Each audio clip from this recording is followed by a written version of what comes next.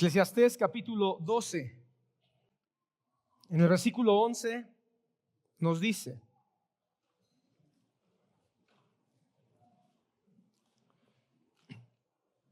¿ya estás ahí?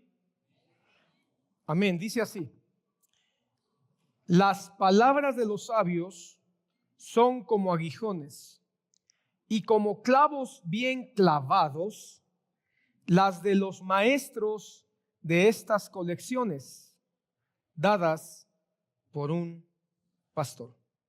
Amén. Que el Señor bendiga su palabra y nos acompañe. Puedes tomar tu lugar, hermano. Yo solo sé que no sé nada. ¿Cuántos han escuchado esta frase? ¿Cuántos la conocen? Creo que es uno de los dichos populares más antiguos, quizá de los más antiguos que han traspasado los siglos y las lenguas. Esta frase, hermano, sencilla, esta frase tan cortita, tan conocida, encierra una verdad profunda. Y una verdad que, aunque no lo creas, tiene conexión con la palabra de Dios. Porque cualquiera que se atreve a reconocerse ignorante, ya ha dado su primer paso hacia la verdadera sabiduría. Porque la verdadera sabiduría, y eso lo puedes ver en todo el libro de Proverbios si tú le dedicas un poquito de tiempo, no nace de la soberbia del que habla, sino de la humildad del que está escuchando. El libro de Proverbios dice que si quieres parecer sabio, mejor guarda silencio. Porque el que guarda silencio va a parecer sabio, aunque quizá no lo sea. Pero en las muchas palabras hay vanidad y soberbia. Cuando aceptamos nosotros, hermano, que no lo sabemos todo, nos abrimos a ser enseñados. Qué triste es, hermano, encontrar personas que son inenseñables, que ya no están dispuestos a aprender, que piensan que ya todo lo que aprendieron es todo lo suficiente. Han encapsulado su cerebro, han encapsulado su conocimiento, lo han congelado y han pensado que eso es todo lo que se necesita. Aprender de los demás es uno de los mayores talentos, de las mayores virtudes que en verdad poseen aquellos que pueden ser considerados como personas sabias. Esta frase, hermano, yo solo sé que no sé nada. Decía yo al principio que es una frase muy antigua porque se le atribuye a Sócrates, considerado el padre de la filosofía, quizá el más destacado de los filósofos antiguos. Su búsqueda de la verdad, porque él decía que él estaba buscando la verdad, lo llevó a una conclusión. La sabiduría comienza con el reconocimiento de la propia ignorancia. Eso fue lo que dijo Sócrates. Y alguien dirá, pero ¿por qué está hablando de Sócrates? Ten paciencia, take it easy, please. Según Platón, hermano, Platón fue su discípulo. Sócrates no escribió tanto. Sócrates escribió relativamente poco. Pero Platón, su discípulo, fue quien escribe más. Y él es el que nos da a conocer muchas de las cosas que Sócrates enseñó. Bueno, Platón es el que escribe acerca de su maestro Sócrates y dice que Sócrates en alguna ocasión, hablando de aquellos que se creían sabios, dijo: aunque supongo que ninguno de los dos, hablando de otra persona con la cual debatía, con la cual estaba interactuando ideas, decía Sócrates: aunque supongo que ninguno de los dos sabe algo verdaderamente hermoso y bueno, yo me encuentro en mejor posición que él, porque él cree que sabe algo, aunque en realidad no sabe nada. Mientras que yo, como no sé nada, tampoco creo saber nada. De ahí, hermano, vino esta frase: yo solo sé que no sé nada. Pero si pusiste atención, lo que Sócrates estaba diciendo: hay quienes creen saber algo y discuten y discurren y objetan y imponen. Pero la realidad es que si hacemos un análisis profundo, no saben nada. Porque, hermano, en el conocimiento hay que poner dos fundamentos. Número uno, en el conocimiento tenemos que entender que no tenemos la capacidad para tener conocimiento exhaustivo de todo. En otras palabras, siempre habrá un área donde tú no sabes nada. Y número dos, que quizás esto es lo más lamentable y tremendo del conocimiento: todo lo que tú sabes es reciclado. Todo lo que tú sabes no vino de ti mismo. Es reciclado de lo que otros ya dijeron, hablaron, enseñaron a lo largo de todos los siglos. Por lo tanto, no sabes nada. Porque aún lo que sabes, otros ya lo sabían antes que tú. Por eso Sócrates, hermano, siempre estaba dispuesto a preguntar, a escuchar y a aprender. Qué triste cuando ya nos cansamos de preguntar. Ya no preguntamos nada, porque ¿qué preguntas puedo tener cuando yo ya lo sé todo? Y a veces nos burlamos de los que preguntan, porque a veces escuchamos que alguien pregunta y decimos: qué tonto, ¿cómo no sabe eso? Solo preguntando se aprende a escuchar verdaderamente. Y solo preguntando y escuchando se aprende de verdad.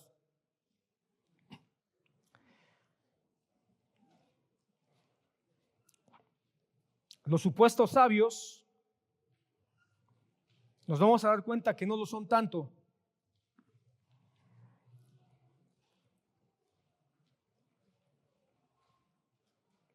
Sócrates no despreciaba la voz de otros.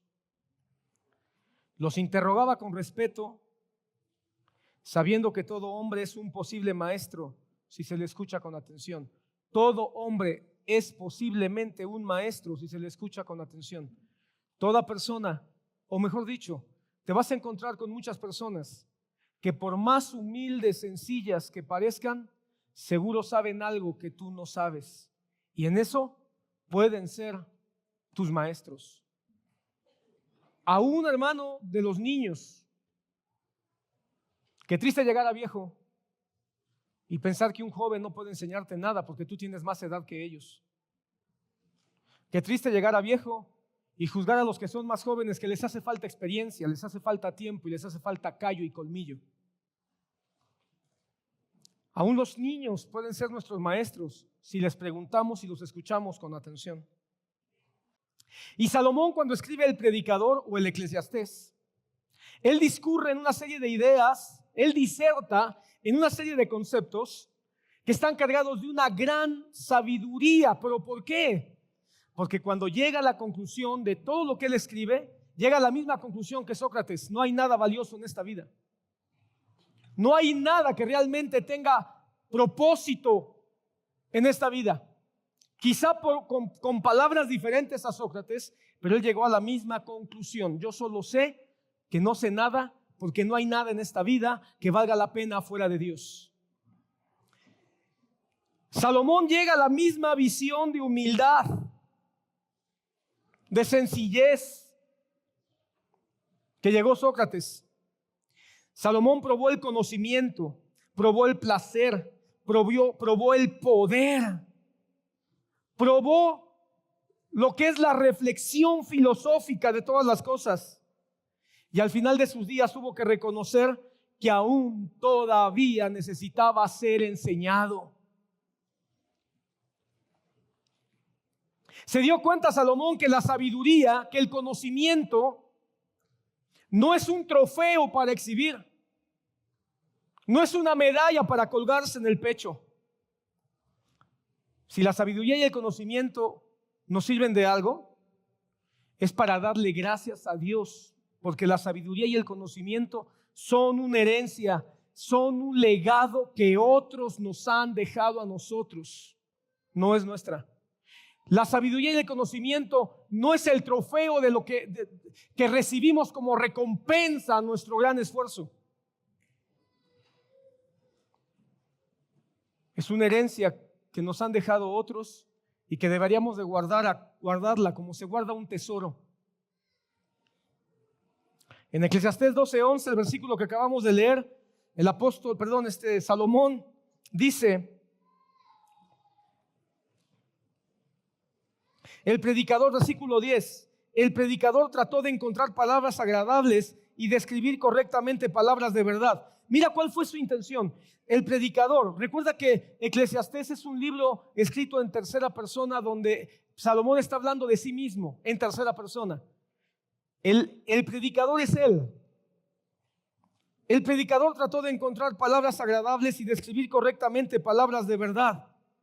Es decir, él se esforzó por escribir todo aquello que estaba aprendiendo, todo aquello que estaba llegando en sus conclusiones, en sus investigaciones, en sus experiencias.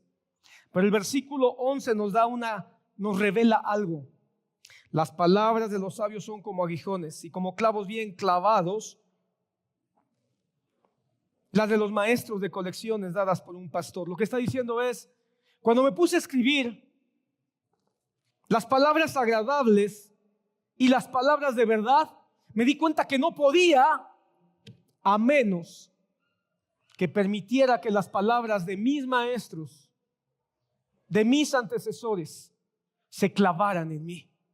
Me di cuenta que lo que yo escribía son los aguijones que penetraron mi conciencia, y que aquellas cosas que para mí son valiosas son los clavos que se quedaron firmemente sujetando todo aquello que para mí es verdadero. Seguramente él, aunque no lo escribe, él está pensando en su padre David. Quizá él está pensando en Moisés.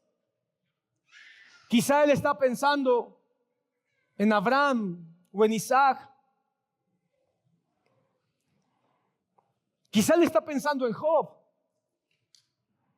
Pero él dice, quizá está pensando en algún profeta.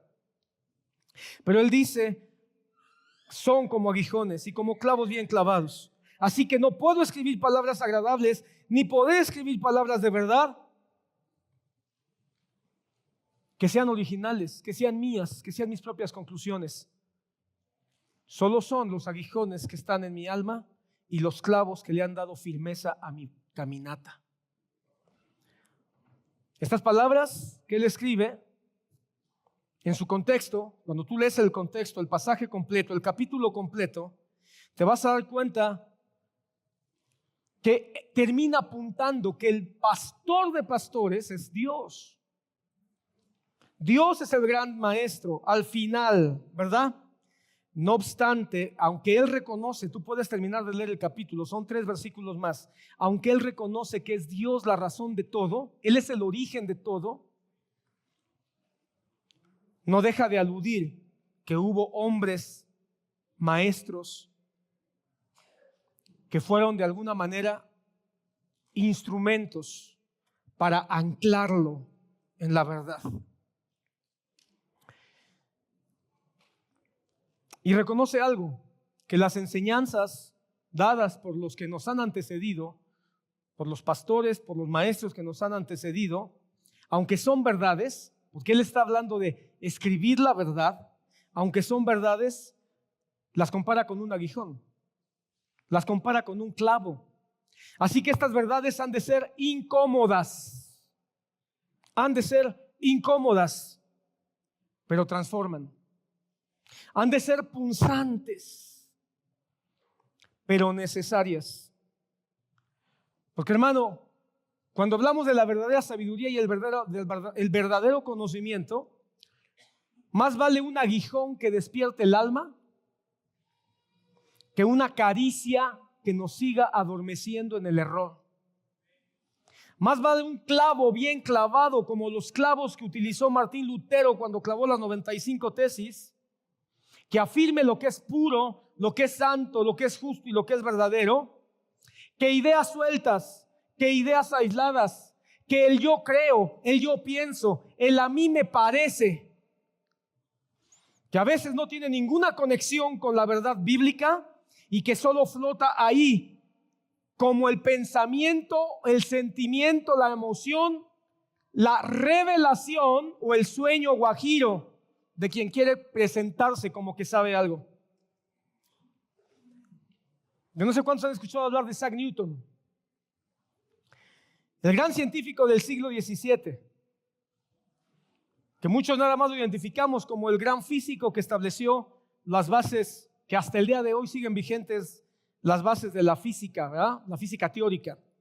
Bueno, él dijo algo muy interesante. Por cierto, muchos conocen al Isaac Newton científico, pero no conocen al Isaac Newton teólogo, un hombre de fe, un hombre cristiano. Bueno, él dijo, escribió una carta un día a uno de sus amigos, de sus colegas científico, y le dijo en esa carta: si he visto más lejos, es por estar de pie sobre los hombros de gigantes. Si he visto más lejos, es porque estoy de pie sobre los hombros de gigantes. Creo que la frase es muy ilustrativa. Cuando alcanzamos a ver con un poco más de claridad, es porque estamos más elevados, estamos más alto. Y la única manera de elevarnos más no es en nuestro ego, no es convirtiéndonos en personas que ya no se dejan enseñar porque piensan que lo saben todo, sino tener la humildad de entender, de saber, de reconocer que hay otros que saben más, que caminaron más, que aprendieron más, que desarrollaron más, y como ellos están más alto, me puedo subir en ellos para yo quedar un poco más alto y ver con mayor claridad. Esa es una frase muy ilustrativa para muchas áreas de nuestra vida. Newton reconocía, mira, el gran Isaac Newton, hoy el gran Isaac Newton, reconocía que sus descubrimientos no fueron el fruto de su genialidad,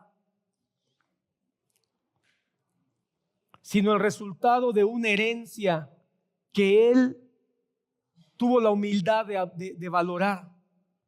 La sabiduría, el conocimiento acumulado de científicos y de investigadores que lo antecedieron. Entonces, hermano, la verdadera sabiduría no es un logro individual, es una gracia que nos han dejado. Es un legado. Es un legado en forma de antorcha. Jesús es la luz, pero hay quienes han tomado esa antorcha con esa luz verdadera que se llama Jesucristo y nos la han estado pasando por siglos, hermano. Antes de nosotros ya muchos tenían esa luz cristiana, esa luz de vida, esa luz eterna, y la tomaron, la levantaron, la proyectaron. Nos toca a nosotros solamente tomar la misma antorcha, no pensar que es una antorcha nueva, mucho menos, Dios nos guarde, de pensar que es una luz diferente o que es una luz nueva. Porque esa antorcha que los ayudó a ellos a ver el camino de la verdad es la misma que nos tiene que ayudar hoy en un siglo tan oscuro, en una época tan peligrosa, para poder ver la ruta donde Dios quiere que vayamos como hijos de Dios. Así que aprender de los que nos antecedieron no nos hace menos, nos hace más grandes. Reconocer que hubo personas que nos enseñaron no nos hace más pequeños, nos hace más sabios, hermano. Pero por supuesto que eso requiere humildad.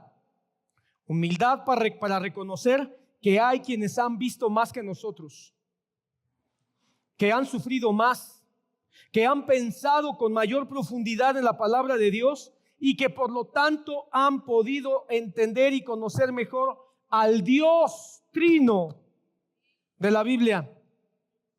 Hermano, pongamos cuidado porque podemos caer en la trampa moderna de querer deslumbrar con nueva palabra, con nueva visión, con nuevo conocimiento y deslumbrarnos con aquellos que dicen que tienen nueva revelación, nuevo conocimiento. Hermano, deberíamos nosotros caminar con el eco de la voz de los que nos antecedieron y no con el eco absurdo de nuestro propio egoísmo. La palabra nos llama a ser valientes. Y para ser un discípulo valiente se necesita reconocer que necesitamos alguien que nos enseñe todavía. Si no, ¿para qué nos llamamos discípulos de Jesucristo? Jesucristo es el pastor y es el gran maestro. Pero el Señor Jesucristo delega, levanta, comisiona ministros para que nos puedan ayudar en ese proceso que ahora tenemos nosotros de ser discípulos también.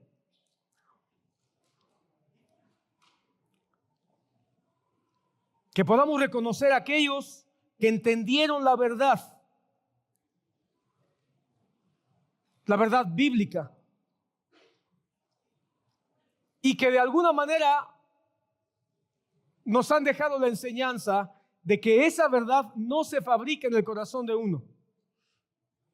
Es el Espíritu Santo el que contiene esa verdad. Y como el Espíritu Santo contiene esa verdad, lo único que tenemos que hacer es descubrirla en la palabra de Dios. Pero necesitamos quien nos pueda instruir en ese camino. Uno de esos hombres, hermano, que nos antecedieron, que nos han antecedido, porque es una cadena enorme, y cuyo legado de sabiduría estamos comenzando a mirar, o vamos a comenzar a mirar con mayor claridad, sin duda, es el pastor John MacArthur. Y hoy quiero, en esa semana donde él partió con el Señor, creo que fue el día lunes, yo quiero hablar un poquito de este hombre de Dios. Esta semana él fue llamado a la presencia del Señor y se suma a la enorme cadena de hombres y ministros de los cuales deberíamos con humildad aprender de lo que él enseñó de parte de Dios.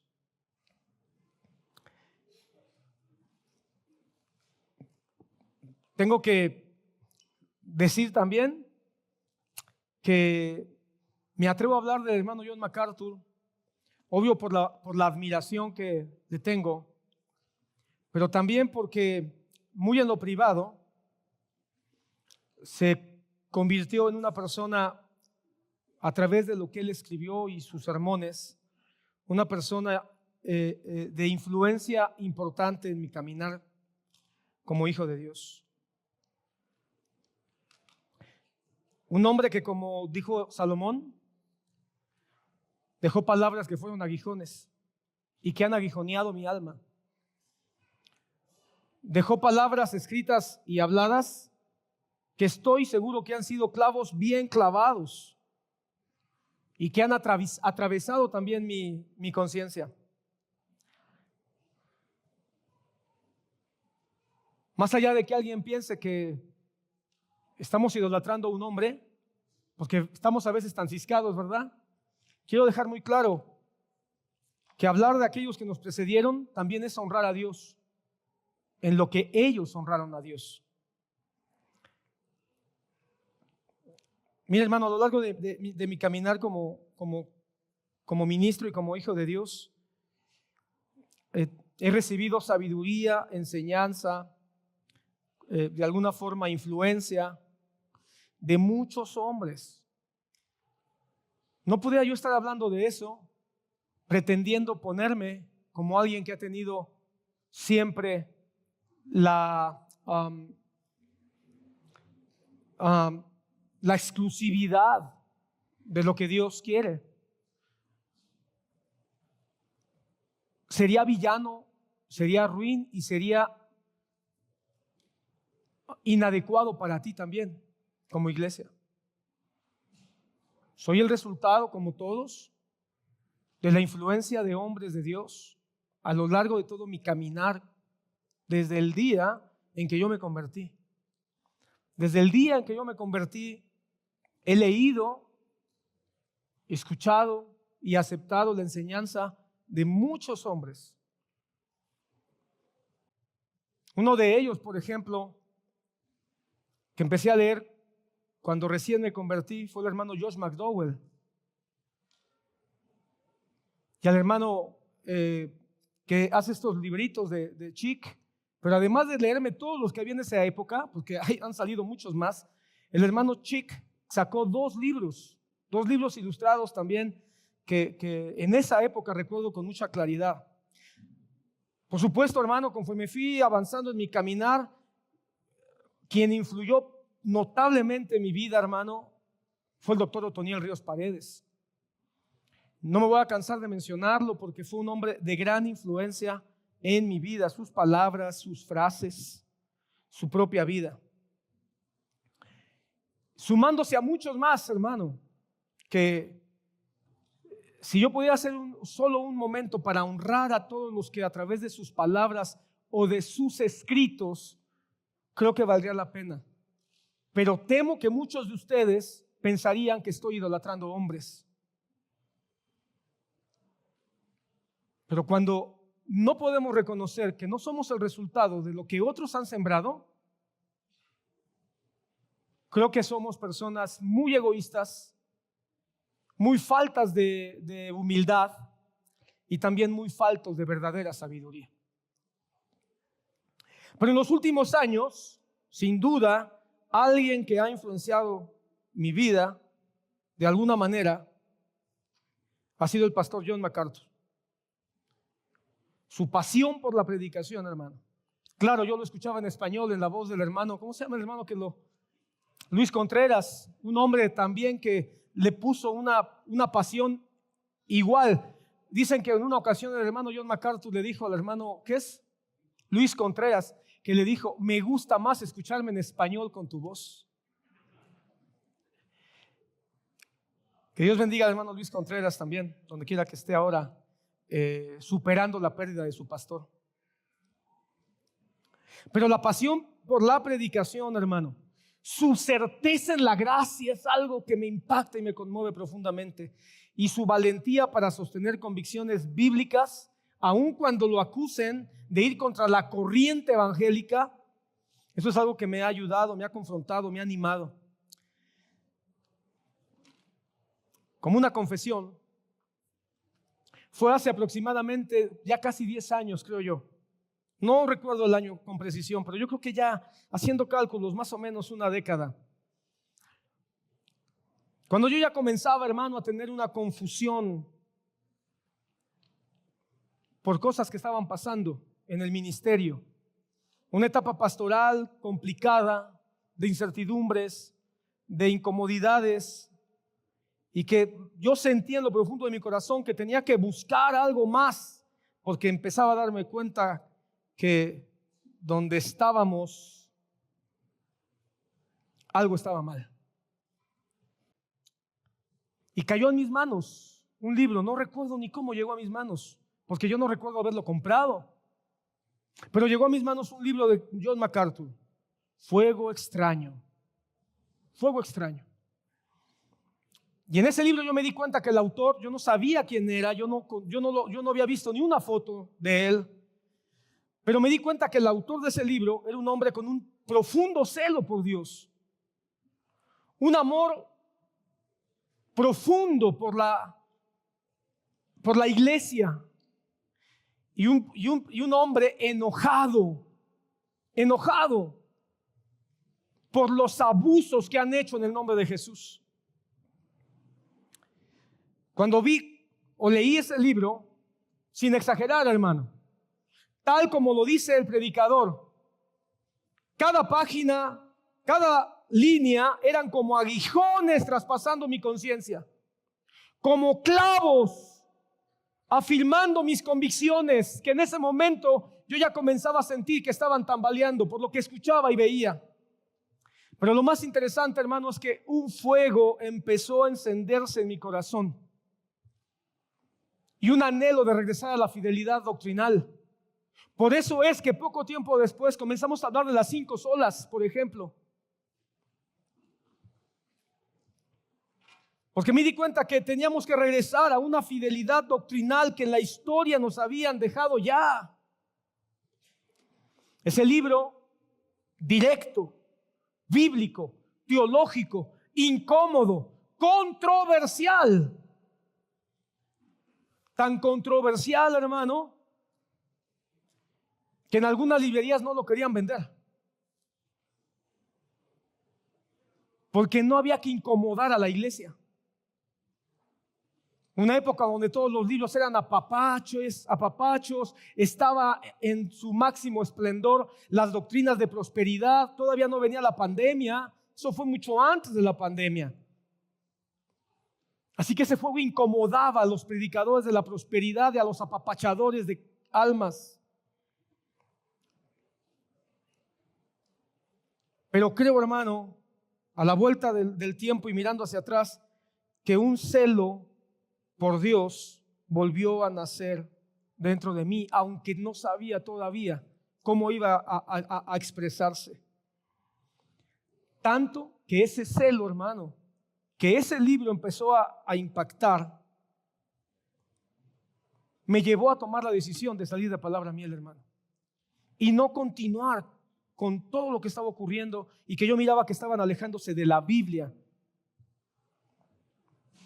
Tenía que salir del engaño.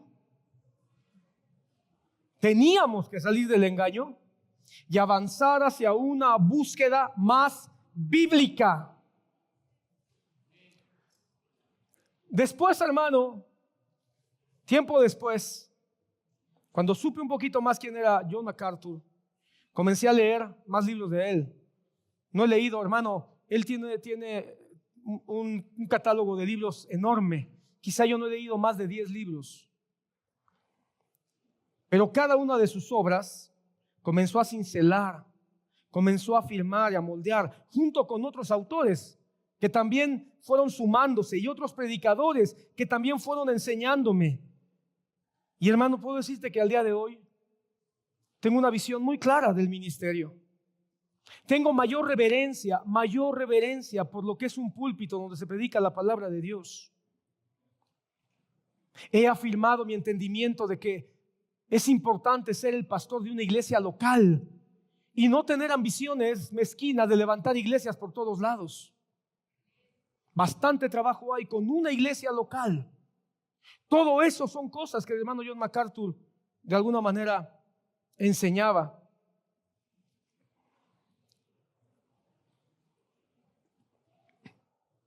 En 2021, impulsado, hermano, precisamente por toda esta influencia, no nada más del hermano John MacArthur, sino de un movimiento de parte del Espíritu Santo que nos lleva a los fundamentos de la Reforma, visitamos Grace Community Church, porque fui acompañado de mi hermano Enrique y mi hermano Paulo. Visitamos la iglesia del pastor MacArthur, Grace Community Church, y que pastoreó toda su vida. Eso es algo también notable, hermano. Hermano, cuando llegamos a esta congregación, cuando la vimos, cuando olfateamos el ambiente espiritual, cuando escuchamos las predicaciones, y ese día, hermano, en ese evento no predicó el hermano MacArthur, estaba enfermo, quizá ya empezaba con algunos problemas de salud, no lo sé, pero ese estaba programado para predicar, pero no predicó. No obstante, hermano, palpamos la palabra, un estilo de culto totalmente diferente a lo que nosotros conocíamos, pero con la misma presencia de Dios. Entonces, afirmamos de manera palpable que que el culto, mejor dicho, la liturgia y los elementos del culto no es lo que hacen al culto, es Dios y su palabra. No es si hay cantos con una banda o con una orquesta, porque aquí tocamos con una banda, allá tocan con una orquesta. Si es un grupo de 4 o 5 cantores o un coro, porque aquí es con un grupo de cantores, allá es con un coro. Y no importa si son cantos más inspirados en himnos que en cantos modernos o contemporáneos. Lo más importante es la palabra. Porque cuando la palabra empezaba y los ministros comenzaban, yo sentía la misma emoción que siempre he sentido cuando me siento con un corazón dispuesto a escuchar la palabra de Dios.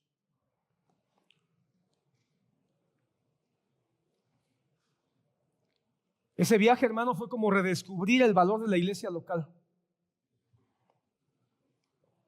Valorar la belleza de la iglesia local, el propósito de una iglesia local, su importancia y la urgencia de que la iglesia local, como una expresión de la iglesia universal, sea fiel a Dios. Sea fiel. El hermano MacArthur no predicó, pero la iglesia estaba llena. Cuando llegó el domingo, ya había acabado el congreso. El domingo fueron cultos normales propios de la iglesia. En el auditorio principal, el culto en inglés. En un auditorio anexo, el culto en español. Y nuestra intención era ir al culto principal con la esperanza de que estuviera el hermano John MacArthur. Cuando acabó la alabanza, los cantos, anunciaron que el pastor continuaba un poco enfermo y no iba a compartir él. Entonces tomamos la decisión de movernos al anexo donde estaba el culto en español. Pero hermano, sorprendente, los dos auditorios estaban llenos. El culto en español más pequeño, quizá para 100 personas, algo así, pero lleno. La gente llegando temprano a sentarse en los lugares de adelante, no de atrás.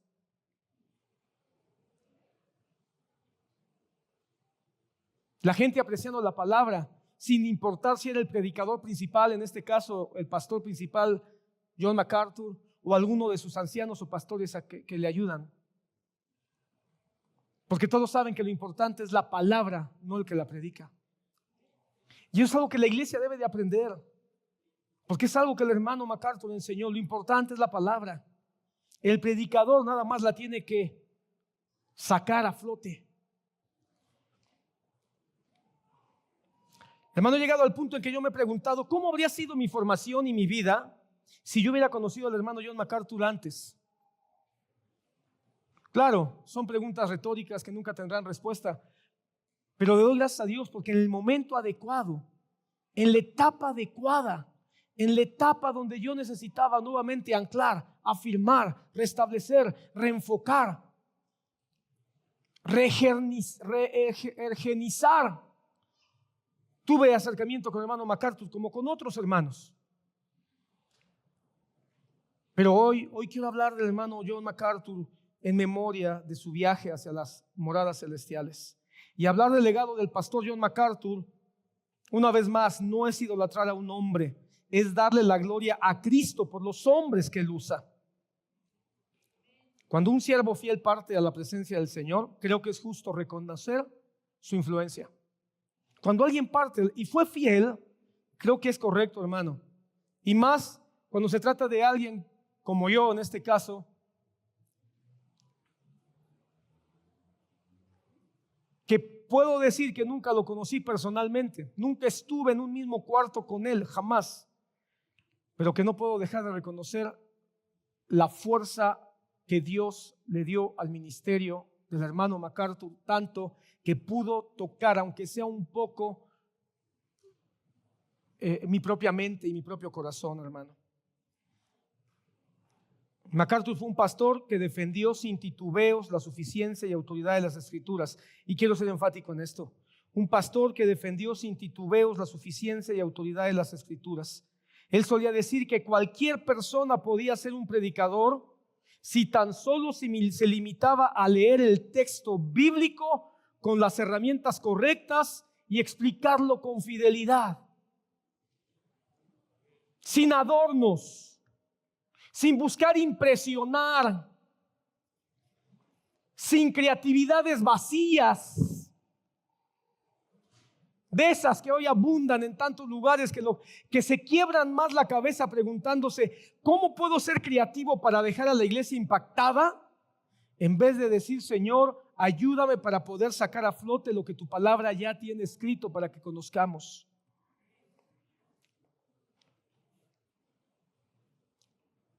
Y esto, hermano, no fue nada más como una idea, fue una consigna de vida, fue su estilo de vida.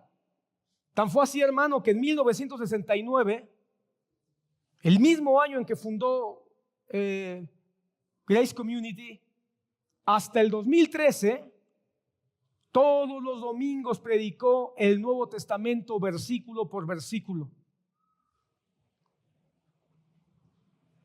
Se tardó ¿cuántos años? 40 y tantos años, ¿no? En terminar de estudiar todo el Nuevo Testamento. Los miércoles hemos estudiado Gálatas, hemos estudiado Colosenses, hemos estudiado Hechos. Ahorita estamos estudiando Romanos.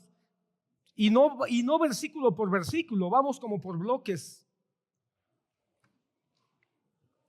Y ha sido una gran bendición para los que han permanecido. Ha sido un gran aprendizaje darnos cuenta de la riqueza de la palabra del Señor cuando simplemente dejas que vayas caminando poco a poco a través de ella. Su teología reformada, su amor por la verdad, su carácter firme, incluso su postura escatológica, que ha estado en tensión con otras corrientes reformadas.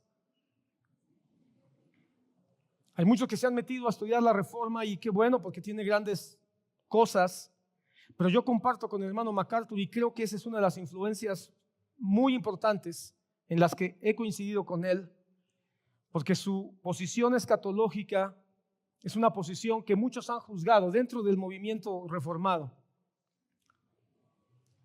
Pero él ha sido firme en lo que él ve en la palabra y lo que considera. Por mencionarte una de las cosas importantes del ministerio del hermano MacArthur, ya lo dije, pastoreó la misma congregación por más de 56 años. Predicó más de 3,500 sermones expositivos, es decir, versículo por versículo. Yo creo que esto es un récord Guinness, hermano, que alguien haya estudiado la palabra versículo por versículo de manera continua. Yo creo, hermano, que ningún predicador en la era moderna lo ha hecho como el hermano MacArthur. Es fundador del seminario de Master Seminary, hoy uno de los seminarios teológicos más importantes de Estados Unidos.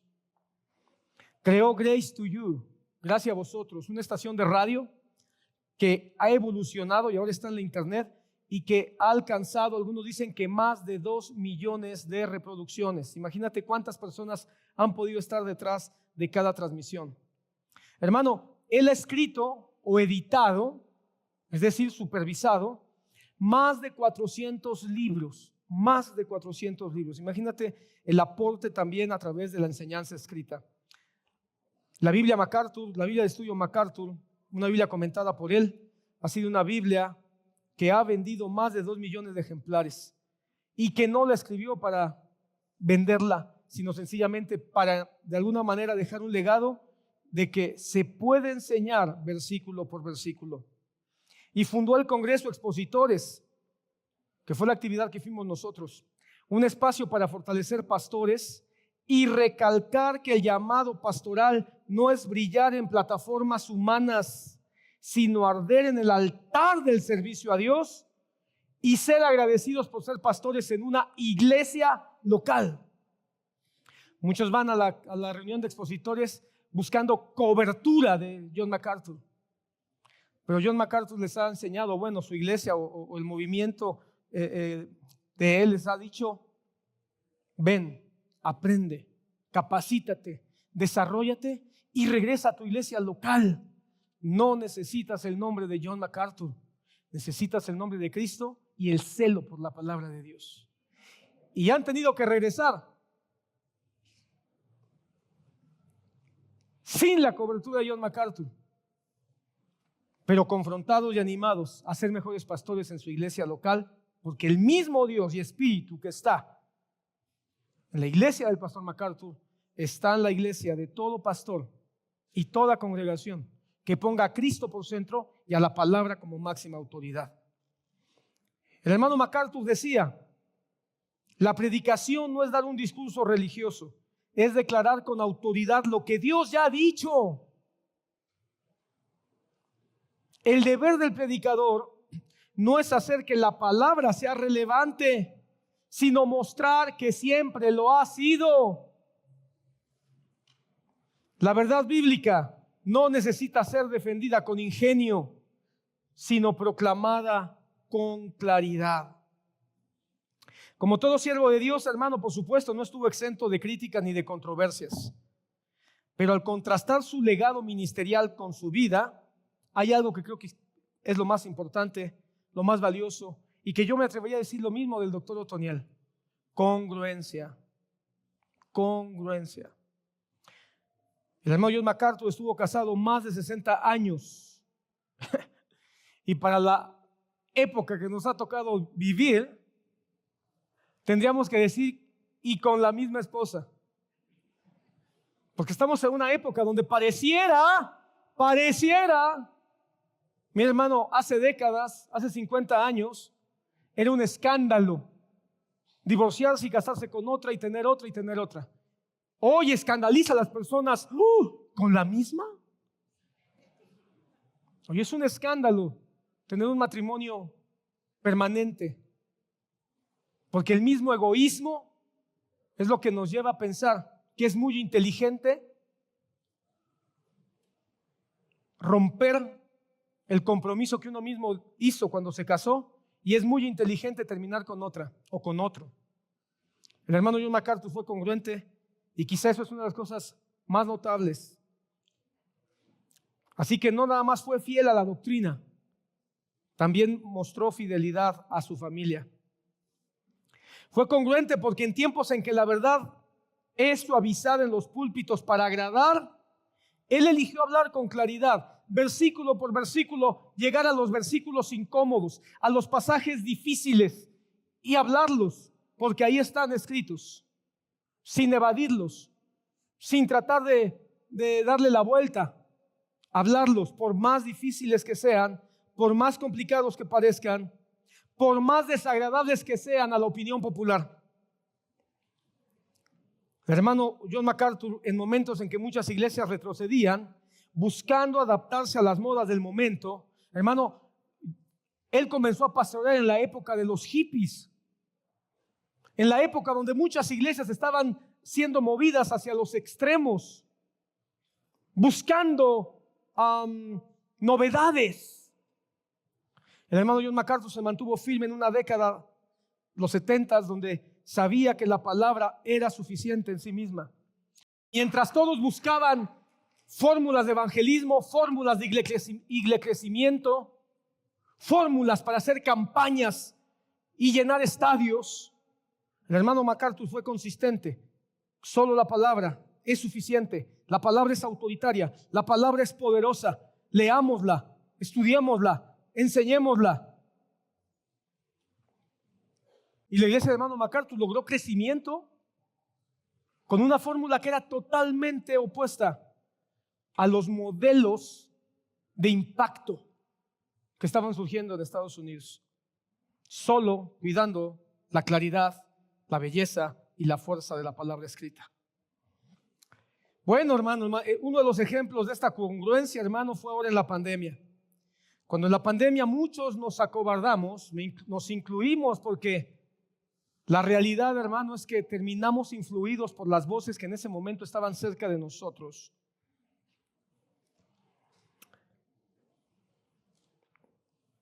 El hermano MacArthur mantuvo las puertas de su iglesia abiertas, porque él dijo, la palabra no puede dejar de ser enseñada. Sí, con la sana distancia, con las medidas que se deban de tomar, pero la iglesia no se puede cerrar. Yo me recuerdo cuando tomamos la decisión de empezar a abrir la iglesia, que nos separamos por una butaca sí, una no, una fila sí, una no, y así nos pusimos, hermano. No sabes cuántos empezaron a decirme, no, pastor, no haga eso, no, aunque estemos separados, algo va a pasar. Y uno se llena de miedo, hermano, pero yo me tardé, hermano, ya estaba la pandemia avanzada cuando empezamos a tomar ese tipo de decisiones. Y de todos modos nos contagiamos casi todos. Porque no veníamos a la iglesia, pero íbamos a las fiestas. No veníamos a la iglesia, pero muchos seguían trabajando. No veníamos a la iglesia, pero hacíamos reuniones con nuestros seres queridos. Hermano, escuchamos mal, tenemos que reconocerlo. Pero el hermano MacArthur dijo, la iglesia no se cierra. Tuvo incluso hasta una demanda, un problema legal con el gobierno de California, de Los Ángeles, y lo ganó. Hermano, la voz y la pluma del hermano John MacArthur no fueron las más populares, pero sin duda en esta época, en este siglo, sí una de las más necesarias.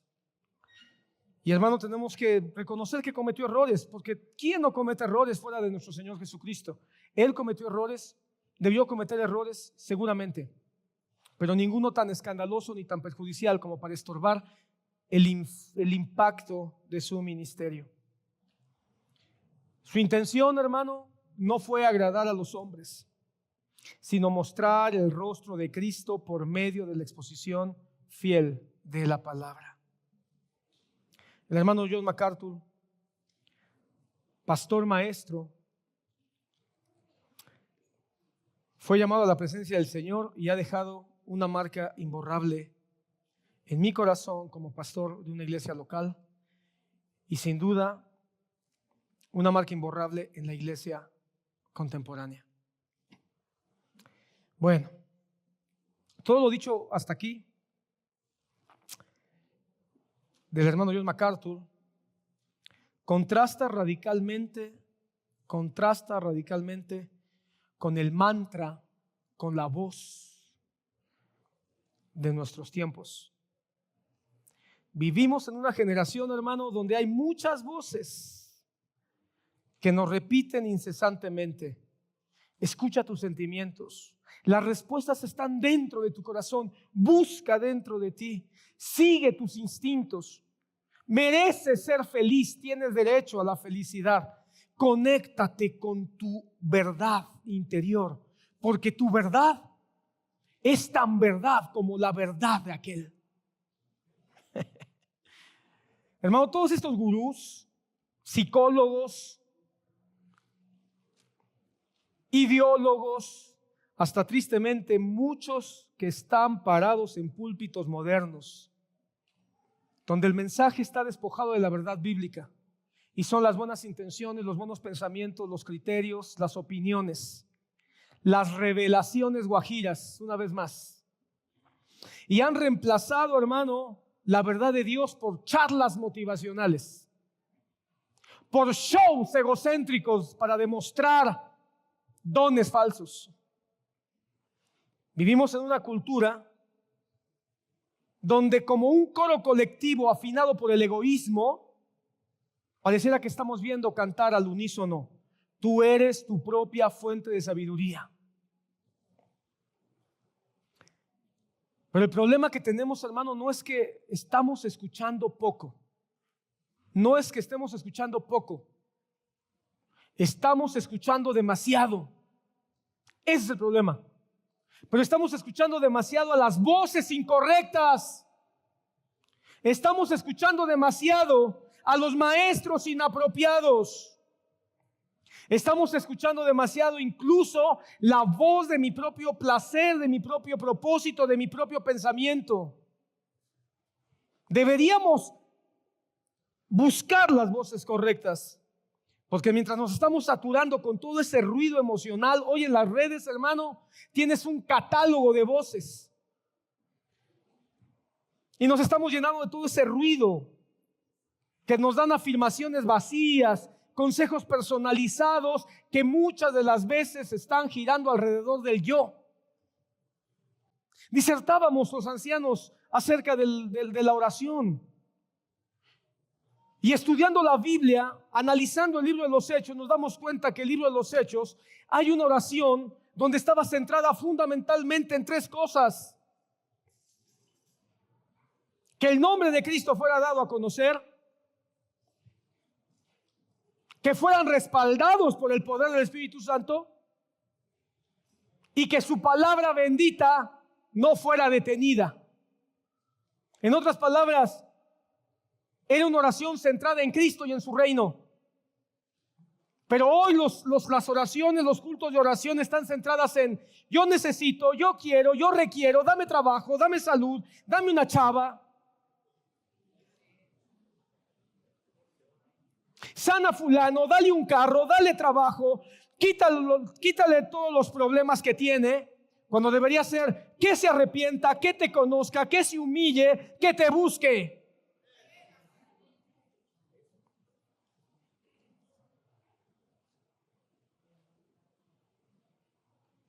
Palabras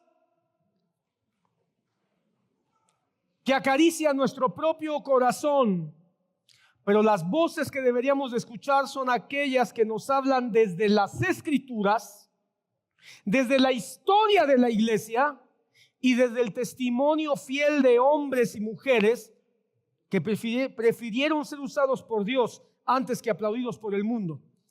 Y el hermano John MacArthur fue uno de ellos. Deberíamos volver la mirada y el oído a los gigantes de Dios, sobre cuyos hombros estamos parados. Por eso, hermano, cada vez que yo cito al hermano Otto, cada vez que yo cito a Spurgeon, por ejemplo, cada vez que yo cito al hermano John MacArthur, es reconocer que me puedo parar sobre los hombros de ellos y poder mirar un poco más claro con la ayuda de lo que ellos nos dejaron como enseñanza. Deberíamos entonces nosotros pararnos sobre los hombros de aquellos que no predicaban para impresionar a las multitudes, como hoy abundan. Mi hermano, no sabes cuántas veces cuando yo termino de predicar, lo digo con mucho cuidado, me bajo y mi corazón, ese es mi corazón, dice, híjola, y lo que dijiste, ¿no será que dijiste algo que a lo mejor alguien por ahí se sintió incómodo o a alguien no le gustó? Como que debiste haberte moderado un poco más. Pero después viene el Espíritu Santo y yo creo que es el que me dice, lo dicho, dicho está. Y tengo que descansar, porque si me preocupo en lo que yo dije, entonces lo que yo dije es lo que tiene relevancia. Pero debo de ocuparme y preocuparme lo que se dijo de la palabra de Dios, y el Espíritu Santo usará lo que de la palabra de Dios fluye. Eso es lo relevante. Hermano, debemos escuchar las voces de aquellos que han invertido años, pero no para construir imperios personales, sino para escudriñar la palabra, para la oración y para enseñar con fidelidad, incluso a aquellos que han sufrido por la causa de Cristo con dignidad. La sabiduría de estos hombres entonces es una antorcha que debería de pasar de mano en mano. El Proverbios 1 dice, Proverbios 1, versículo 5 dice, Proverbios 1, 5, oirá el sabio y aumentará su saber. Oirá el sabio y aumentará su saber. Y el entendido adquirirá consejo para entender proverbio y declaración. Palabras de sabios y sus dichos profundos. La Biblia nos dice que escuchemos a los sabios y a sus dichos profundos. Por eso no hay idolatría en hablar de un ministro de Dios cuando enfatizamos sus dichos profundos y su sabiduría ministerial. A ellos deberíamos escuchar para aumentar el saber, para adquirir consejo. Así como hoy nos nutrimos del legado de John MacArthur y nos nutrimos de cómo él también supo mirar con humildad a los hombres que le precedieron, porque John MacArthur no se hizo solo. John MacArthur no fue un genio de la predicación expositiva. Él mismo reconoció que hubo muchos que forjaron su pensamiento, su carácter doctrinar y su amor por la palabra. MacArthur nunca se consideró una voz aislada. Sabía que estaba de pie sobre los hombros de gigantes. Qué triste de aquellos que no reconocen que hay otras voces valiosas, importantes y necesarias. Él reconoció que había aprendido, y cuando hablaba de ellos lo hacía con reverencia. Entre las influencias más profundas que John MacArthur dejó ver, por supuesto que estaban de manera especial todos los reformadores protestantes. Martín Lutero, por supuesto. Y de manera muy especial, vemos una influencia y un reconocimiento especial en la vida de John MacArthur de Juan Calvino. Reconociendo la pasión por la verdad de estos, la defensa de la Escritura. Cuando tú visitas la librería de la iglesia Community Valley, cuando tú visitas su librería, que es un cuarto, por supuesto que hay una sección con libros modernos, libros contemporáneos, con temas muy importantes, pero hay una sección que a mí me llamó mucho la atención cuando estuve allá. No adquirí ninguno de esos libros porque todos estaban en inglés, pero hay una sección de puros autores puritanos, puros ejemplares, muchos tomos de libros de autores cristianos, de teólogos cristianos del siglo XVIII, siglo XVII, siglo XVIII. Thomas Watson, John Owen, Richard Baxter, por mencionar solo algunos. Saturaron la teología que el hermano MacArthur conoció, aprendió y enseñó de santidad. Saturó su teología de su comprensión del pecado y por supuesto de su celo por la exposición bíblica. Cuando tú escuchabas o cuando tú escuchas al hermano John MacArthur, vas a escuchar que él de repente utiliza figuras y simbolismos. Eso es una práctica totalmente puritana. Vemos entonces la influencia de estos autores en él. Quizá uno de los más notables, de los que más citaba el hermano John MacArthur, fue Charles Spurgeon. John MacArthur estaba de acuerdo con la mayoría de las voces que han dicho que quizá Charles Spurgeon ha sido el predicador más grande o notable de todos los tiempos. John MacArthur estaba sorprendido por la claridad y por la voz lírica y poética que tenía Spurgeon, pero siempre acompañado con valentía. Otro teólogo que vemos mucho mencionar por John MacArthur fue el hermano B.B. Warfield, defensor de la inerrancia bíblica. ¿Cuánto necesitamos hoy que se levanten voces que puedan decir la Biblia es inerrante y suficiente? La precisión teológica de este teólogo Warfield resonaba en el compromiso que el hermano John MacArthur siempre demostró en que la Biblia, la palabra de Dios, era suficiente para la enseñanza de la iglesia.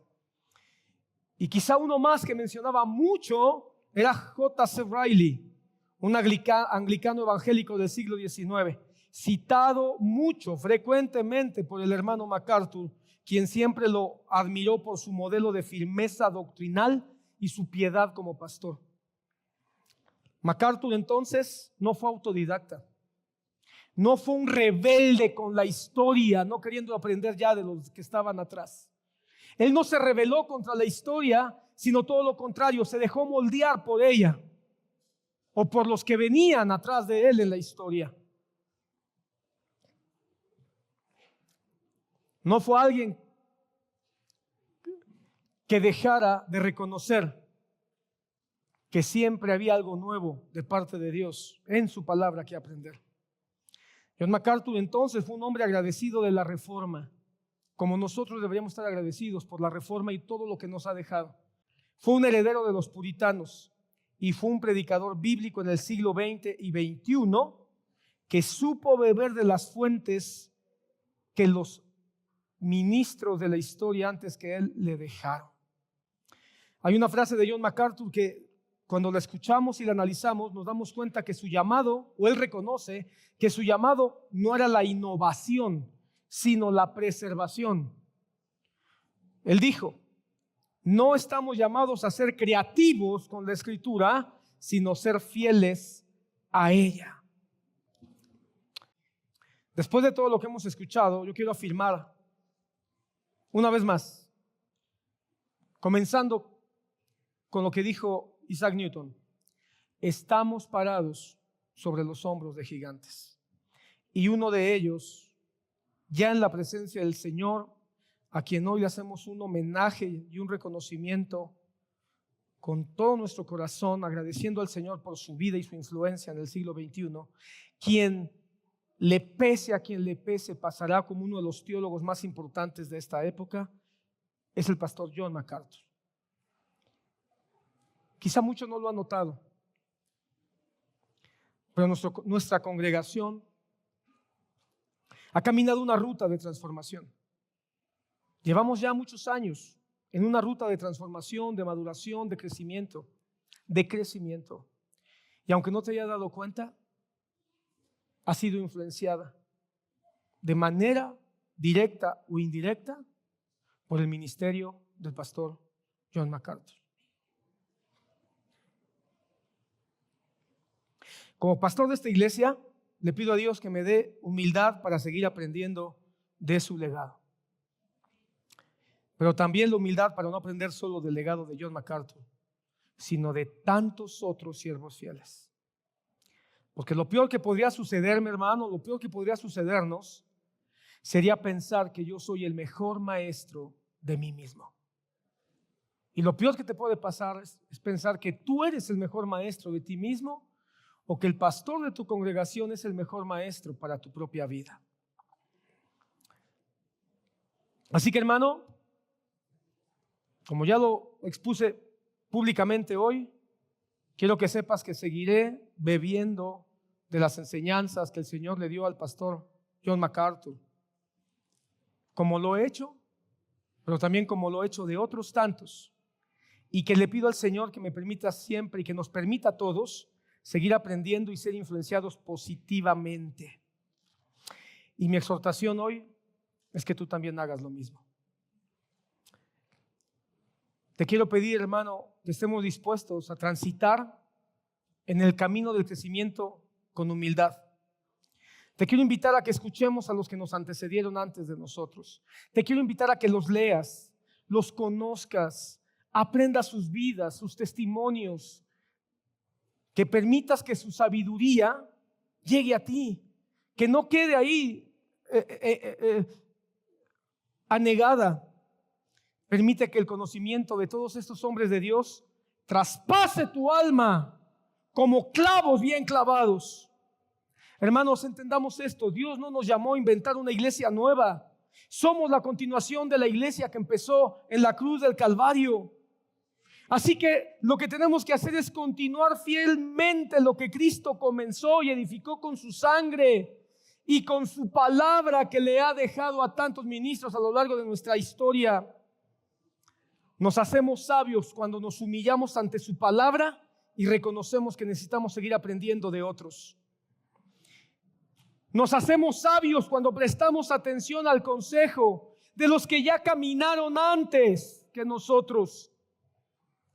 Queremos estar inventando los conceptos de la Trinidad y hay algunos que están ahí tratando de redefinir la Trinidad. Cuando, hermano, hay siglos y siglos de tratados, de personajes, de teólogos que ya han estudiado profundamente eso. ¿Por qué negarnos a ver lo que ellos ya dejaron para poder afirmarnos en temas tan relevantes? Menciono solo uno, como es la Trinidad. Newton, el gran científico y hombre de fe que fue, necesitó los avances, los escritos, los estudios de hombres de ciencia como Galileo, como Kepler, como Descartes. Y fue lo suficientemente humilde para decir: estoy parado sobre los hombros de ellos. Nosotros, hermano, siervos de Cristo del siglo XXI, necesitamos beber de los gigantes de la fe que nos antecedieron. Necesitamos conocer a los reformadores, saber quiénes eran, cómo pelearon, contra qué pelearon, qué enseñaron. Hermano, aprendamos de los puritanos. Un movimiento, porque no fue una iglesia, no fue como tal una denominación, fue un movimiento que, hermano, dejó un gran impacto y que hoy, hermano, muchos, incluyendo algunos cristianos, como que incluso han tratado de minimizar, de ver así como con desprecio a los puritanos, cuando nos han dejado una riqueza enorme. Mira, hermano, hay quien piensa, lo dije ya hablando del hermano MacArthur, pero muchos piensan que las figuras es una onda nueva, que eso de ver figuras en la palabra es una cosa nueva. No es cierto, los puritanos fueron los maestros de descubrir figuras de Cristo y de la iglesia en el Antiguo Testamento. ¿Y por qué no seguir? ¿Por qué no leer? ¿Por qué no conocer? Enseñanzas de predicadores fieles como Jonathan Edwards, como Charles Spurgeon, como Moody, como C.S. Lewis, más recientemente como el hermano R.C. Sproul. Todos ellos, al igual que John MacArthur, ya han dejado esta tierra, ya están con el Señor. Por eso hablo solo de ellos. Seguramente hay otros que siguen con vida que también vale la pena aprender de ellos. Pero los que ya partieron y ya están recibiendo su corona y su recompensa. que ahora sí podemos decir que han dejado un legado. No vale la pena contemplar lo que ellos hicieron para Dios, con Dios, lo que ellos enseñaron con la palabra en su mano, para que cuando llegue el día en que nosotros abandonemos esta tierra de la misma manera, podamos decir seguramente, como de todos ellos se puede decir hoy: buen siervo fiel, en lo poco fuiste fiel, en lo mucho te pondré, entra en el reposo de tu Señor. Al final todos ellos, y muchos más que hoy no daría tiempo de mencionar, igual que Salomón, seguramente pudieran levantar su voz y decir como Salomón, como un clavo final para este mensaje hoy, como un clavo bien clavado que sea la conclusión del mensaje del día de hoy. Eclesiastés capítulo 12, versículo 13 dice: la conclusión de todo cuanto se ha escuchado es esta: teme a Dios y guarda sus mandamientos, porque esto le concierne a toda persona. Ponte de pie, vamos a orar.